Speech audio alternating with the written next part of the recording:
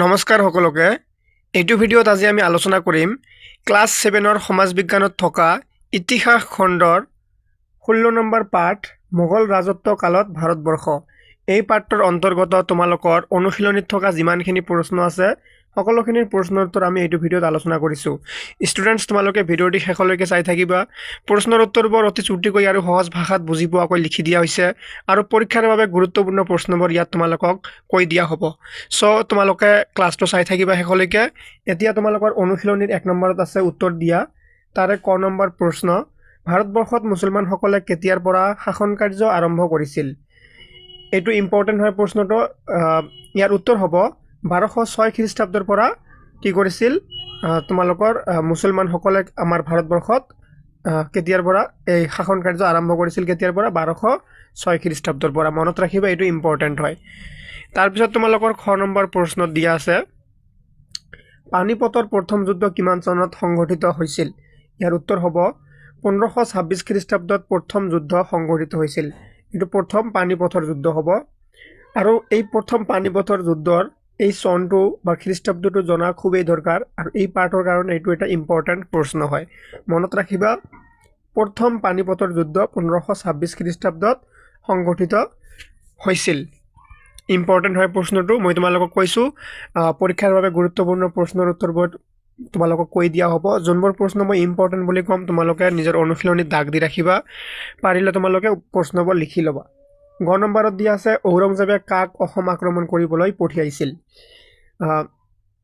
Very important ঔৰংজেবে কাক মানে আমাৰ অসমখন আক্ৰমণ কৰাৰ কাৰণে পঠিয়াইছিল ইয়াৰ মানে সেনাপতি হিচাপত পঠিয়াইছিল কাক পঠিয়াইছিল ইয়াৰ উত্তৰ হ'ব বংগৰ সুবেদাৰ মিৰ জুমলাক অসমলৈ পঠিয়াইছিল এই বংগদেশৰ বা আমাৰ যি বেংগল আছে বেংগলক আগত বংগ বুলি কোৱা হৈছিল এই বংগৰ সুবেদাৰ মিৰ জুমলা আছে এই মিৰ জুমলাক সেনাপতি হিচাপত আমাৰ অসম আক্ৰমণ কৰিবলৈ পঠিয়াইছিল কোনে ঔৰংজেবে পঠিয়াইছিল ষ্টুডেন্টস তোমালোকে যদি ক্লাছটো বুজি পাই আছা তোমালোকে কমেন্টত ইয়েস বুলি লিখিবা আৰু নিজৰ নামটো লিখিবা আৰু যদি চেনেলটো এতিয়াও সাবস্ক্ৰাইব কৰা নাই সাবস্ক্ৰাইব কৰি দিবা এনেকুৱা সুন্দৰ সুন্দৰ ক্লাছ তোমালোকে সদায় পাই থাকিবা এতিয়া তোমালোকৰ ঘ নম্বৰ প্ৰশ্নত দিয়া আছে মোগলৰ শাসন ব্যৱস্থাত শাসনৰ সৰ্বোচ্চ ক্ষমতা কাৰ হাতত ন্যস্ত আছিল ইয়াৰ শুদ্ধ উত্তৰটো হ'ব মোগল সম্ৰাটসকলৰ হাতত আছিল মানে ইয়াত কি কৈছে যে মোগল যেতিয়া আমাৰ দেশখন শাসন কৰি আছিল তেতিয়া এই কাৰ হাতত আটাইতকৈ বেছি ক্ষমতা আছিল সৰ্বোচ্চ ক্ষমতা মানে কাৰ হাতত আছিল মোগল সম্ৰাট মানে সম্ৰাট জনে ৰজা আছিল বা সম্ৰাট আছিল তাৰ হাতত আটাইতকৈ বেছি ক্ষমতা আছিল মনত ৰাখিবা এতিয়া তোমালোকৰ নেক্সট প্ৰশ্নত দিয়া আছে মানসবদাৰী প্ৰথা কোনে প্ৰৱৰ্তন কৰিছিল ভেৰি ইম্পৰ্টেন্ট দাগ দি ৰাখা এইবোৰ প্ৰশ্ন তোমালোকৰ পৰীক্ষাত সচৰাচৰ আহি থকা দেখা যায় মনত ৰাখিবা মানসবদাৰী প্ৰথা কোনে প্ৰৱৰ্তন কৰিছিল ইয়াৰ উত্তৰ হ'ব মহামতি আকবৰে মোগল শাসন ব্যৱস্থাত এটো এনেকুৱা হ'ব এই প্ৰথাৰ প্ৰৱৰ্তন কৰিছিল তোমালোকে ইমানখিনি বাদ দি তোমালোকে ডাইৰেক্ট আকবৰ মনত ৰাখিবা যে মানসবদাৰী প্ৰথা আকবৰে প্ৰৱৰ্তন কৰিছিল এটো মই তোমালোকক বাৰে বাৰে কৈ দিছো যে মানসবদাৰী প্ৰথা কোনে প্ৰৱৰ্তন কৰিছিল আকবৰে প্ৰৱৰ্তন কৰিছিল মনত ৰাখিবা মানসবদাৰী এই শব্দটোৰ লগত আকবৰৰ কথাটো মনত ৰাখিবা ঠিক আছে বাকি এইখিনি বস্তু তোমালোকে নিলিখিলেও হ'ব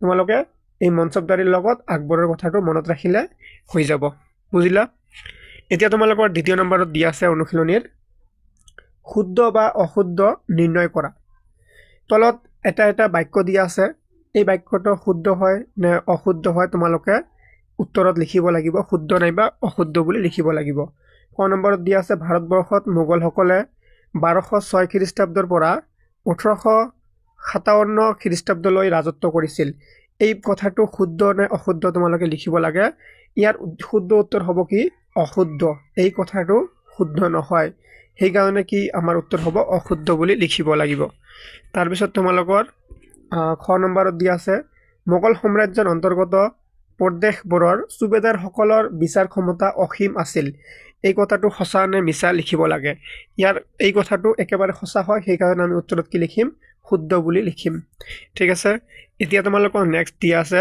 গ নম্বৰত দিয়া আছে বাবৰৰ ৰাজ্য বংগৰ পৰা গোৱালিয়ৰলৈকে বিস্তৃত আছিল এই কথাটো কিমানখিনি শুদ্ধ নে অশুদ্ধ তোমালোকে নিৰ্ণয় কৰিব লাগে।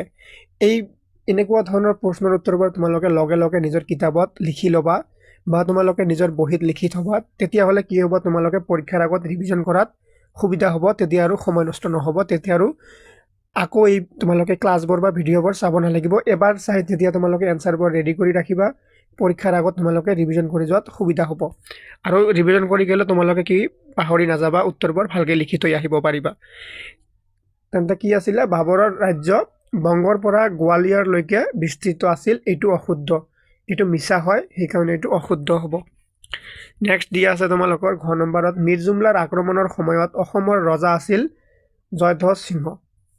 এইটো মানে যেতিয়া মীৰ জুমলা আমাৰ অসমখন আক্ৰমণ কৰিবলৈ আহিছিল, মীৰ জুমলাক কোনে পঠাইছিল? ঔৰংজেবে পঠাইছিল আমাৰ অসম আক্ৰমণ কৰাৰ কাৰণে। চ' যেতিয়া মীৰ জুমলা আমাৰ অসমখন আক্ৰমণ কৰাৰ কাৰণে আহিছিল, নিশ্চয় আমাৰ অসমত কোনোবা ৰজাই ৰাজত্ব কৰি আছিল। সেইটোৱে সুধিছে, তেতিয়া আমাৰ অসমৰ ৰজা কোন আছিল? ইয়াত কৈছে যে জয়ধ্বজ সিংহ। এইটো শুদ্ধ হয়নে নহয়? এইটো একেবাৰে শুদ্ধ হয়। যেতিয়া মীৰ জুমলা আমাৰ অসম আক্ৰমণ কৰিবলৈ আহিছিল, তেতিয়া আমাৰ অসমৰ ৰজা আছিল জয়ধ্বজ সিংহ। ভেৰি ইম্পৰ্টেণ্ট, মনত ৰাখিবা, এইটো ভেৰি ইম্পৰ্টেণ্ট হয়। তাৰপিছত তোমালোকৰ নেক্সট প্ৰশ্নত দিয়া আছে, মঞ্চবদাৰ শব্দটোৱে মাটিৰ গৰাকীক বুজায়। এইটো শুদ্ধ নে অশুদ্ধ?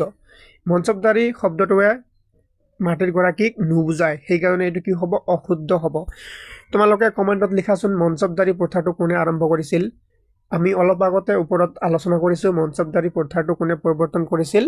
তোমালোকে এতিয়া এবাৰ কমেণ্টত লিখি যোৱা মঞ্চবদাৰী প্ৰথাটো কোনে আৰম্ভ কৰিছিল। তেতিয়াহ'লে এবাৰ তোমালোকৰ ৰিভিজন হৈ যাব আৰু তোমালোকৰ মনত আছে নে নাই তোমালোকে টেষ্ট কৰিব পাৰিবা। এতিয়া তোমালোকৰ অনুশীলনীৰ ৩য় নম্বৰত দি আছে, খালী ঠাই পূৰণ কৰা। খালী ঠাই পূৰণ কৰাৰ ক নম্বৰত দিছে, ডেছ মোগলসকলৰ তৃতীয় আৰু শ্ৰেষ্ঠ সম্ৰাট আছিল। ইয়াত কি হ'ব? কোনে আছিল মোগলসকলৰ তৃতীয় আৰু শ্ৰেষ্ঠ সম্ৰাট?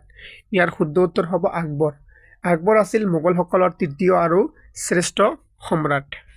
নেক্সট খালী ঠাইত দিয়া আছে তোমালোকৰ, মোগলৰ বিচাৰ ব্যৱস্থা পৰিচালিত হৈছিল ডেছ নীতি নিৰ্দেশনাৰ মতে। কিহৰ নিৰ্দেশনা মতে মোগলৰ বিচাৰ ব্যৱস্থা পৰিচালিত হৈছিল? ইয়াৰ খালী ঠাইত কি হ'ব? কোৰাণ। ইয়াৰ খালী ঠাইত কি লিখিব লাগিব? তোমালোকে কোৰাণ লিখিব লাগিব। মোগলৰ বিচাৰ ব্যৱস্থা পৰিচালিত হৈছিল কোৰাণৰ নীতি নিৰ্দেশনা মতে। ষ্টুডেণ্টছ, মই তোমালোকক আকৌ এবাৰ কৈছোঁ, এই খালী ঠাইবোৰ তোমালোকে এতিয়াই লিখি লোৱা। য'ত যি হ'ব লিখি থোৱা, তেতিয়া তোমালোকে পৰীক্ষাৰ আগত এবাৰ চাই গ'লে ৰিভিজন হৈ যাব আৰু তোমালোকে পাহৰি নাযাবা। আকৌ নহ'লে তোমালোকক এই ভিডিঅ'বোৰ চাব লাগিব বা ক্লাছটো চাব লাগিব, সময় নষ্ট হ'ব। সেইকাৰণে তোমালোকে একেবাৰে প্ৰশ্নৰ উত্তৰখিনি ৰেডি কৰি থৈ যোৱা। তোমালোকৰ যিহেতু পৰীক্ষা আহি আছে, বেছি সময় নাই। নেক্সট দিয়া আছে, মোগলসকলে কৰ কাটলৰ বাবে মাটিক ডেছ ভাগত ভাগ কৰিছিল। এই কৰ কাটলৰ বাবে মানে কৰ মানে টেক্সৰ কথা কৈছে ইয়াত। এই কৰৰ বাবে মোগলসকলে মাটিক কেইটা ভাগত ভাগ কৰিছিল? ইয়াত লিখিব লাগিব 4টা ভাগত ভাগ কৰিছিল। চ' কি হ'ব? মোগলসকলে কৰ কাটলৰ বাবে মাটিক 4টা ভাগত ভাগ কৰিছিল। ঠিক আছে, ইম্পৰ্টেণ্ট হয়, এইবোৰ তোমালোকে লিখি ল'বা। নেক্সট দিয়া আছে, ডেছ খ্ৰীষ্টাব্দত মহামতি আকবৰে মোগল শাসন ব্যৱস্থাত মঞ্চবদাৰী প্ৰথাৰ প্ৰচলন কৰে। এতিয়া আমি ওপৰত পঢ়ি আহিলোঁ যে মঞ্চবদাৰী প্ৰথাটো আকবৰে আৰম্ভ কৰিছিল বা প্ৰৱৰ্তন কৰিছিল। কিন্তু এতিয়া তোমালোকে ইয়াত ক'ব লাগিব কেতিয়া, কিমান খ্ৰীষ্টাব্দত আকবৰে এই মঞ্চবদাৰী প্ৰথাৰ প্ৰচলন কৰে। ইয়াৰ খালী ঠাইত হ'ব 1577 খ্ৰীষ্টাব্দত মহামতি আকবৰে মোগল শাসন ব্যৱস্থাত মঞ্চবদাৰী প্ৰথাৰ প্ৰচলন কৰে। ভেৰি ইম্পৰ্টেণ্ট, মই তোমালোকক যেনেকৈ কৈছিলোঁ মঞ্চবদাৰী প্ৰথাটোৰ লগত আকবৰ মনত ৰাখিবা, খুবেই ইম্পৰ্টেণ্ট হয়। ছেম এইটোও মানে মষ্ট ইম্পৰ্টেণ্ট প্ৰশ্ন হৈ যায়। তোমালোকে মনত ৰাখিবা মঞ্চবদাৰী প্ৰথা কেতিয়া হৈছিল? 1577 খ্ৰীষ্টাব্দত, আৰু কোনে কৰিছিল? আকবৰে কৰিছিল। এই 3টা কথা তোমালোকে ভালকৈ মনত ৰাখিবা। এতিয়া তোমালোকৰ নেক্সটত দিয়া আছে, আকবৰৰ শাসনকালত মঞ্চবদাৰ আছিল ডেছজন। এতিয়া কৈছে যে আকবৰৰ শাসনকালত যেতিয়া মঞ্চবদাৰ প্ৰথা আৰম্ভ হ'ল, কিন্তু কিমানজন মঞ্চবদাৰ আছিল? এই খালী ঠাইত এইটো লিখিব লাগে, কিমানজন আছিলে? 29জন আছিলে। চ' কি হ'ব? আকবৰৰ শাসনকালত মঞ্চবদাৰ আছিল 29জন। ঠিক আছে, এতিয়া তোমালোকৰ অনুশীলনীৰ 4 নম্বৰত দিয়া আছে চমু উত্তৰ লিখা। অৰ্থাৎ প্ৰশ্নবোৰৰ উত্তৰবোৰ চমুকৈ বা চুটিকৈ লিখিব লাগিব। ক নম্বৰ প্ৰশ্ন, একত্ৰিত ভাৰতবৰ্ষৰ সপোন আংশিকভাৱে কাৰ্যকৰী কৰিবলৈ সক্ষম হোৱা সম্ৰাট দুজন কোন কোন আছিল? ইয়াৰ শুদ্ধ উত্তৰ হ'ব, ভেৰি ইম্পৰ্টেণ্ট হয় প্ৰশ্নটো, ইয়াৰ উত্তৰ হ'ব মহামতি অশোক আৰু আকবৰ। এই দুজন কি আছিল? ভাৰতবৰ্ষৰ যি সপোন আংশিকভাৱে কাৰ্যকৰী কৰিবলৈ সক্ষম হোৱা দুজন সম্ৰাট আছিল। কোনে কোনে? অশোক আৰু আকবৰ, মনত ৰাখিবা। নেক্সট প্ৰশ্ন দিয়া আছে তোমালোকৰ, ঔৰংজেবৰ সাম্ৰাজ্যৰ বিস্তৃতি কৰ পৰা কলৈ আছিল? মানে আমাৰ ঔৰংজেবৰ যি সাম্ৰাজ্যখন আছিল কৰ পৰা কলৈ আছিল, যে ইয়াৰ পৰা এইখিনিলৈকে আছিল বা ইয়াৰ পৰা এইখিনিলৈকে আছিল, সেই ঠাইখিনিৰ নাম লিখিব লাগে। উত্তৰ হ'ব, পূবে বংগৰ পৰা পশ্চিমে গুজৰাটলৈ আৰু উত্তৰে কাবুলৰ পৰা দক্ষিণে কৰ্ণাটকলৈ আছিল কি? ঔৰংজেবৰ সাম্ৰাজ্য, মনত ৰাখিবা। তাৰপিছত তোমালোকৰ গ নম্বৰত দিয়া আছে, মোগলৰ প্ৰাদেশিক শাসন ব্যৱস্থাত সুবেদাৰৰ তলৰ বিষয়াবৰ কোন কোন? ইয়াৰ শুদ্ধ উত্তৰ হ'ব, বিষয়াবৰ হ'ল ফৌজদাৰ, দিৱান আৰু ফটৱাল, এই তিনিটা হ'ল ইয়াৰ উত্তৰ। তাৰপিছত তোমালোকৰ নেক্সট প্ৰশ্নত দিয়া আছে, মোগলসকলৰ শাসনকালত মাটিক কেইভাগত ভগোৱা হৈছিল আৰু ভাগবোৰ কি কি?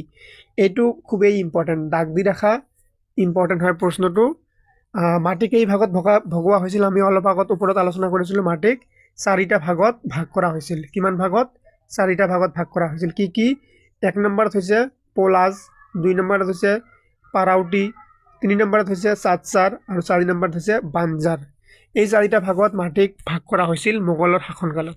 ঠিক আছে, মনত ৰাখিবা, এই প্ৰশ্নটো খুবেই ইম্পৰ্টেণ্ট হয়, মাটি কেইটা ভাগত ভাগ কৰিছিল আৰু কি কি, কিন্তু কোন সময়ত মোগল শাসনকালত মাটি কেইটা ভাগত ভাগ কৰা হৈছিল আৰু কি কি, এইকেইটা বস্তু মনত ৰাখিবা তোমালোকে। নেক্সট দিয়া আছে, মনচবদাৰসকলক কিদৰে পাৰিতোষিক দিয়া হৈছিল? ইয়াৰ উত্তৰ হ'ব, মনচবদাৰসকলৰ নিয়োগ আৰু পদোন্নতি সম্পূৰ্ণৰূপে সম্ৰাটৰ ইচ্ছা অনিচ্ছাৰ ওপৰত নিৰ্ভৰ কৰিছিল। পদমৰ্যাদা অনুসৰি মনচবদাৰসকলৰ পাৰিতোষিক হৈছিল বুলি জনা যায়। ইয়াত কৈছে যে মানে মনচবদাৰবোৰ কেনেকৈ নিৰ্বাচন কৰা হৈছিল, কেনেকৈ মানে ঠিক কৰিছিল যে এইজন মানুহ মনচবদাৰ হ'ব বা এইজন নোৱাৰে। এইটো কি হৈছিল? সম্ৰাটৰ ইচ্ছা, সম্ৰাটৰ যি ইচ্ছা আছিল, যাৰ প্ৰতি ইচ্ছা, যাক ভাল লাগে তাক বনাইছিল মনচবদাৰ। ঠিক আছে, এতিয়া তোমালোকৰ নেক্সট প্ৰশ্নত দিয়া আছে, মোগল সাম্ৰাজ্যত কৰ সংগ্ৰহৰ বাবে কি কি পদ্ধতিৰ প্ৰচলন আছিল? কৰ মানে খাজানা বা টেক্স। এই টেক্স সংগ্ৰহৰ বাবে কি কি পদ্ধতিৰ প্ৰচলন আছিল এইটো লিখিব লাগে। উত্তৰ হ'ব, মোগল সাম্ৰাজ্যত কৰ সংগ্ৰহৰ বাবে 4টা পদ্ধতিৰ প্ৰচলন আছিল। কেইটা? 4টা পদ্ধতিৰ প্ৰচলন আছিল। এই 4টা হ'ল কি কি? এই 4টা আমি তলত আলোচনা কৰিম। তাৰে 1 নম্বৰটো হ'ল 10 সাল বা 10 বছৰীয়া পদ্ধতি। তাৰপিছত তোমালোকৰ 2য় নম্বৰত আছে জাপ্তি পদ্ধতি, 3 নম্বৰত আছে ঘালা বক্সি পদ্ধতি আৰু 4 নম্বৰ আৰু শেষৰটো হ'ল নাচাক বা কাণকোট পদ্ধতি। এই 4টা তোমালোকে মনত ৰাখিবা, এই 4টা হৈছে কৰ সংগ্ৰহৰ পদ্ধতি। মনত ৰাখিবা, কৰ সংগ্ৰহ কৰা পদ্ধতি কেইটা আছিল? 4টা আছিল, আৰু কি কি আমি আলোচনা কৰিলোঁ অলৰেডি। এতিয়া তোমালোকৰ অনুশীলনীৰ 5 নম্বৰত আছে 50টা মান শব্দৰ ভিতৰত উত্তৰ লিখা। মানে ইয়াত যিবোৰ প্ৰশ্ন আছে, প্ৰশ্নৰ উত্তৰবোৰ 50টা শব্দৰ ভিতৰত লিখিব লাগিব। ক নম্বৰ প্ৰশ্ন, মোগলসকলৰ বিচাৰ ব্যৱস্থা। এইটো এটা চমুটেকাৰ নিচিনা হয়। এই মোগলসকলৰ বিচাৰ ব্যৱস্থা কেনেকুৱা ধৰণৰ আছিল তাৰ বিষয়ে তোমালোকক লিখিব লাগিব 50টা মান শব্দৰ ভিতৰত। এইটো লিখিলে উত্তৰটো কেনেকুৱা হ'ব, যে মোগল ৰাজত্বকালত বিচাৰ ব্যৱস্থা এনেকুৱা হ'ব, সুশৃংখল নীতি নাছিল, সুকীয়া বিচাৰালয় নাছিল, সম্ৰাটেই আছিল শাসন আৰু বিচাৰৰ কেন্দ্ৰ, বিচাৰ ব্যৱস্থা পৰিচালিত হৈছিল কোৰাণৰ নীতি নিৰ্দেশনা মতে, প্ৰদেশবোৰৰ শাসনকৰ্তা সুবেদাৰসকলৰ বিচাৰৰ ক্ষমতা আছিল অতি কম, বেছিভাগ ক্ষেত্ৰতে সুবেদাৰসকলে যিকোনো বিচাৰ নিষ্পত্তিৰ বাবে সম্ৰাটৰ ওচৰলৈ পঠিয়াইছিল, গাঁও পঞ্চায়ত পৰ্যায়ত পঞ্চায়তে বেছি দিয়া লোকৰ পৰা বিচাৰ কাৰ্য সমাপন কৰা হৈছিল। তাৰপিছত তোমালোকৰ নেক্সট দিয়া আছে মনচবদাৰী প্ৰথা। তোমালোকে এইটো পঢ়ি ল'বা, কিন্তু এই মনচবদাৰী প্ৰথাটো পঢ়ি ল'বা। ইয়াৰ পৰা তোমালোকে আৰু কিছুমান শৰ্ট কুৱেশ্যনো ইয়াৰ পৰা কৰিব পাৰিবা। ক নম্বৰটো ইম্পৰ্টেণ্ট নহয়, কিন্তু এইটো ইম্পৰ্টেণ্ট হয়। মনচবদাৰী প্ৰথাটো খুবেই ইম্পৰ্টেণ্ট হয় এইটো পাঠৰ কাৰণে। উত্তৰ হ'ব, মোগল প্ৰশাসনৰ এক উল্লেখযোগ্য এইটো এনেকুৱা হ'ব ব্যৱস্থা হৈছে মনচবদাৰী প্ৰথা। মনচব হ'ল এটা আৰবী শব্দ আৰু ইয়াৰ অৰ্থ হ'ল পদ বা স্থান। সেয়ে মনচবদাৰ শব্দটোৱে পদমৰ্যাদা বা উপাধি সজোৱা হৈছিল। ইতিহাসবিদসকলৰ মতে 1577 খ্ৰীষ্টাব্দত মহামতি আকবৰ শাসন ব্যৱস্থাত এই প্ৰথা প্ৰচলন কৰিছিল। সম্ভৱত সামৰিক বাহিনী শক্তিশালী পৰিকল্পিত আৰু নিয়মানুৱৰ্তী কৰাৰ উদ্দেশ্যে ইয়াৰ প্ৰৱৰ্তন কৰা হৈছিল। ঠিক আছে ষ্টুডেণ্টছ, এইখিনিতে তোমালোকৰ পাঠৰ অনুশীলনীত থকা যিমানখিনি প্ৰশ্নৰ উত্তৰ আছে আমাৰ আলোচনা কৰা হৈ গ'ল। আশা কৰিছোঁ তোমালোকে ক্লাছটো সুন্দৰকৈ বুজি পাইছা, তোমালোকে উত্তৰবোৰ লিখি লৈছা। চ' তোমালোকে চেনেলটো ছাবস্ক্ৰাইব কৰিবা, ভিডিঅ'টো লাইক কৰি কমেণ্ট কৰি শ্বেয়াৰ কৰি দিবা। ধন্যবাদ সকলোকে।